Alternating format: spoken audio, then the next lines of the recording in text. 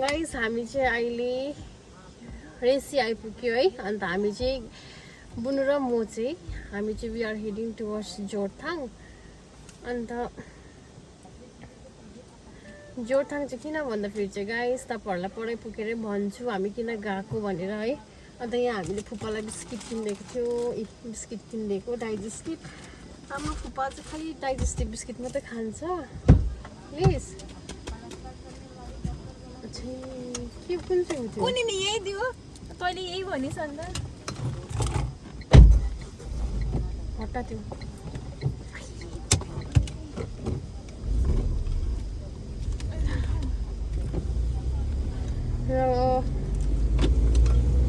र गाइस अब चाहिँ हामी यहाँबाट निक्ल्यो है रेसीदेखि अहिले फुपालाई बिस्किट किनेको।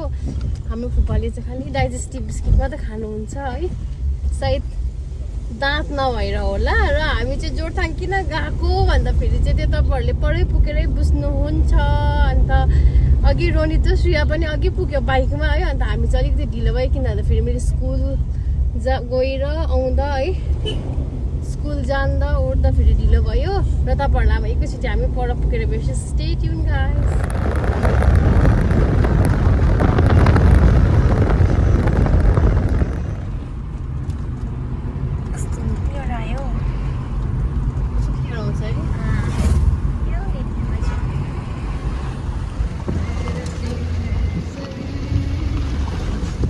गरेको अब त यहाँ रिल्सको खोजेको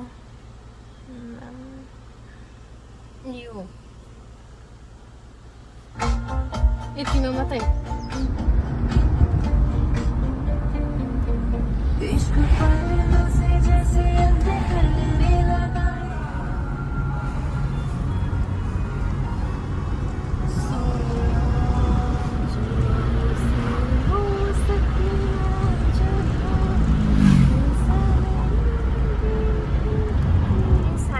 जोरथाङ आइपुग्यो।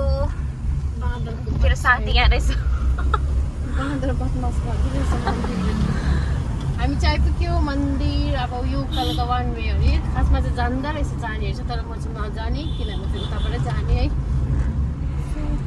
तर शीतलै रहेछ नि आज जोरथाङ। गरम छ भने चाहिँ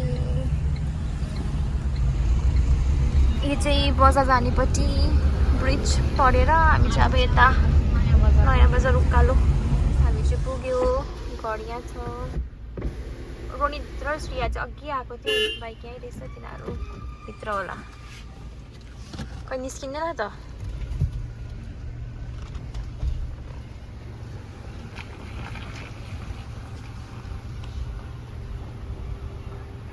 बोला न ओइ अलिक उता तल राख्न, अलिक तल। निस्के बाहिर। दिदी चाहिँ यहाँ गाडी अब साइड गर्दैछ।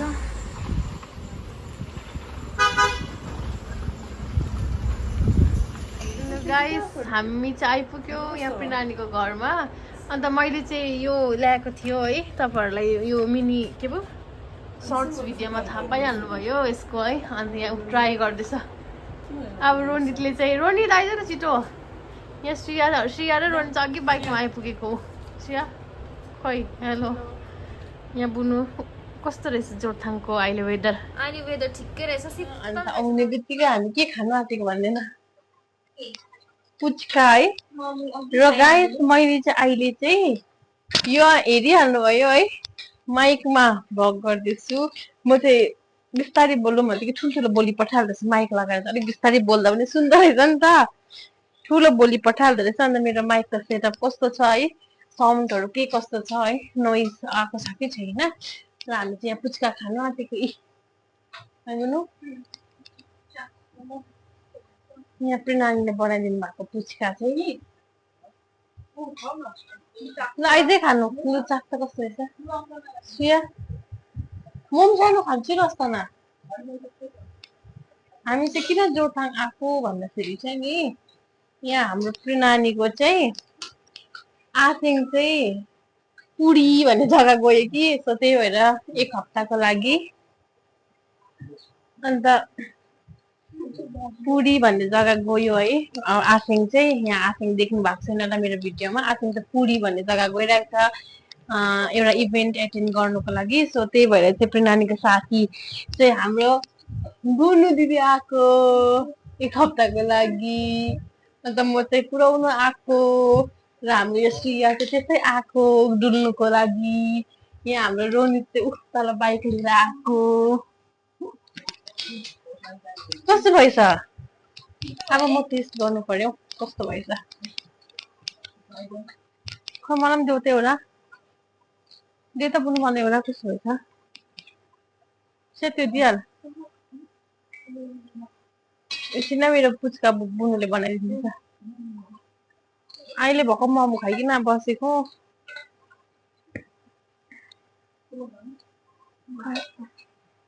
ल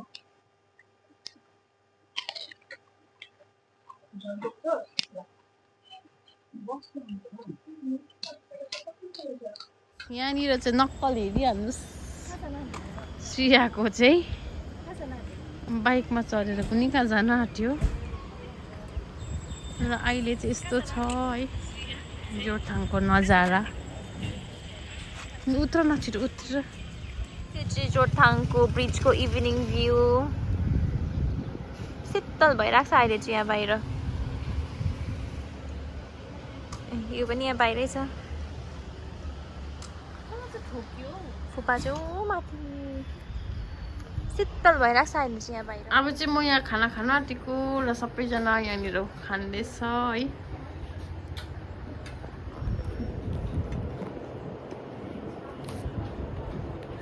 र तपाईँहरूलाई थाहा भयो होला है हामी चाहिँ किन जोरथाङ आएको भनेर। भाइको आपा चाहिँ पुरी भन्ने जग्गा गएको छ है एउटा इभेन्ट एटेन्ड गर्नु। सो त्यही भएर हामी भोलि फर्किन्छौँ र आई होप तपाईँलाई यो मेरो भिडियो मन पर्यो होला भनेर please do like comment share and subscribe to our channel. र अहिले चाहिँ मैले माइक लगाएको छुइनँ है, अन्त माइक लगाएको तस्बिर चाहिँ कस्तो सुन्दर रहेछ प्लिज कमेन्ट डाउन बिलो। र भोलिको भ्लगमा भेट्छु। Bye bye guys. गाइस यहाँ माथिबाट चाहिँ पुरा भयल छ रहेछ क्या, मलाई डर लाग्यो। कत्रो छ है हुनु पनि बयरको रुख।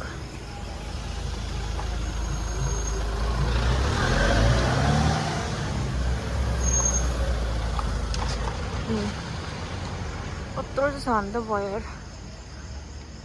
अलिकति भए पनि सेफ हुन्छ नि, यहाँ चाहिँ सेफ हुँदैन। ठिकै छ यतिमा हुन्छ।